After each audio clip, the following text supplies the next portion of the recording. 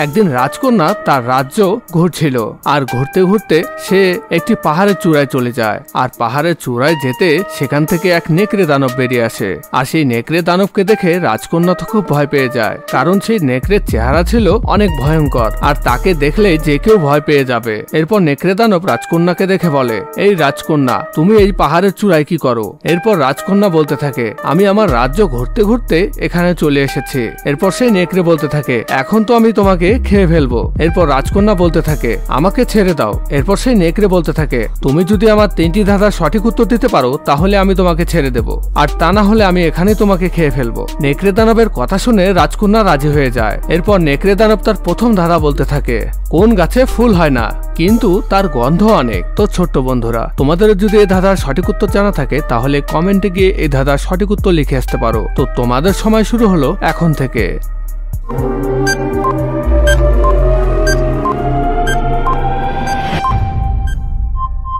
এই ধাঁধার সঠিক উত্তর হলো চন্দন।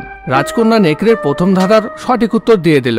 এরপর নেকড়েটি তার দ্বিতীয় ধাঁধা বলতে থাকে, একটুখানি গাছে তিল ঝুরঝুর করে, একটুখানি নাড়া দিলে ঝরঝরিয়ে পড়ে। তো ছোট্ট বন্ধুরা, তোমাদের যদি এই ধাঁধার সঠিক উত্তর জানা থাকে তাহলে কমেন্টে গিয়ে এই ধাঁধার সঠিক উত্তর লিখে আসতে পারো। তো তোমাদের সময় শুরু হলো এখন থেকে।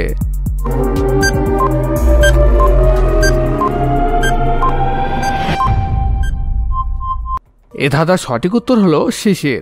রাজকন্যা নেকড়ের দ্বিতীয় ধাঁধারও সঠিক উত্তর দিয়ে দিল। এরপর নেকড়েটি তার তৃতীয় ধাঁধা বলতে থাকে, আগা কেটে ডাল কেটে বসাইলাম চারা, ফুল নাই ফল নাই পাতাতেই ভরা। তো ছোট্ট বন্ধুরা, তোমাদের যদি এই ধাঁধার সঠিক উত্তর জানা থাকে তাহলে কমেন্টে গিয়ে এই ধাঁধার সঠিক উত্তর লিখে আসতে পারো। তো তোমাদের সময় শুরু হলো এখন থেকে।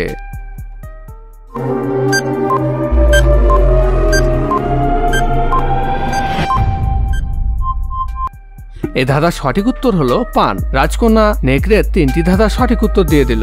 এরপর নেকড়ে রাজকন্যাকে ছেড়ে দিল। এরপর রাজকন্যা তার রাজ্যে ফিরে গেল।